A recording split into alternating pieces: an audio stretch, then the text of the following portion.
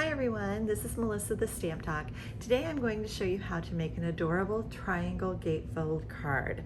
I am using the Pretty Perennials stamp set, and our focus is going to be on the Paper Blooms Designer Series paper. Now you can get this paper for free with a $50 qualifying purchase just by spending $50 or more in my online store. So just for reference, the Pretty Perennial stamp set and the coordinating dies are $45. So just add another product for $5 and you'll be able to get the paper for free. Now the paper does come in 12 by 12 sheets. I've cut these down to 6 by 6 so that you can see the different patterns. Now I'm going to give you the measurements for what you need to do with this card. And on the paper that we're using on the card, what I'm going to tell you is that you need to pick a paper that has a random pattern. So most likely random and small. This one's probably a little too large and you're going to lose some of the detail on it. And this one has a directional pattern. So neither one of those would be great for this. But these would be perfect for this project, so you could easily do it with this. And I've actually done my sample with this one. This one, of course, is very directional, so I wouldn't recommend it. This one's a little iffy. We'll be using this one on our project that I show you today. And this one would be okay, but the pattern's rather large. This one's small, so it would be good, but you may lose a little bit of that. And then this one's directional, so I wouldn't recommend it. And again, a large pattern there. So pick your paper carefully, but not too carefully. You want to have fun with this project. And I'm going to set these aside.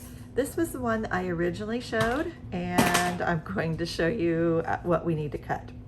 So your first piece is the back of the card. And on my sample, I did Night of Navy, but on this one, I'm doing Rococo Rose. And so you want to cut this to 4 1/4 by 5 1/2. Now, if you miss any of these measurements, they are on my blog, and I will link to it in the descriptions. Then the base of your card, which is this white part here, this is 3 3/4 inches by 10 inches, and you want to score it at 5. So when you have that folded, it's going to measure 3 3/4 by 5 inches, and that's the base of your card. Then you want 2 pieces of Designer Series paper. These are 3 1/2 inches square, and you want to score them diagonally. I also got some denim ribbon, and I cut this to about 18 inches. The ribbon is optional. You don't have to use it, but I like the way it holds the card closed. And then you will need some stamps and die cut images to hold the card shut and to act as your focal point. So as you can see, I did use a lot of those on this part. So this is very easy to put together. We're going to start by folding these Designer Series paper squares in half. And I'm going to use my bone folder on those because I really want a nice fold on that. So I'd already pre-scored those. That's why they are folding so easily. And then we're going to put some adhesive on these inside flaps. Now I recommend using the multi-liquid glue just because it gives you a little bit of flexibility just in case you need to move things around a little bit. All right. Well, maybe not.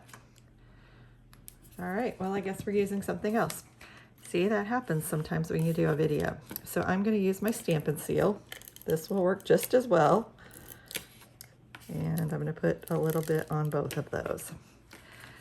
And what we're going to do is we're going to line the card up along that crease and then fold that down.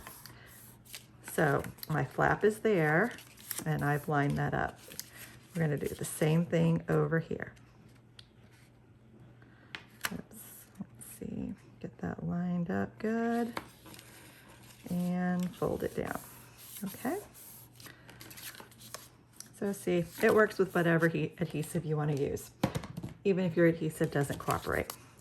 So I'm going to take my ribbon, and I'm not really going to put it in place too much, but I'm just going to kind of wiggle it there in the middle. And on the back of my card here, I'm going to add some Stampin' dimensionals. So I'm just going to put, we'll probably add about 4 or 5 of these on here. I just want to make sure this holds tight. I'm going to move this one down. Just forgive my oops there. I kind of wanted to hold my ribbon into position also.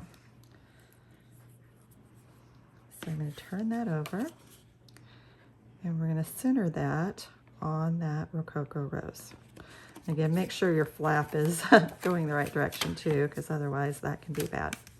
All right, so we have that together, and that is really the basis of our card.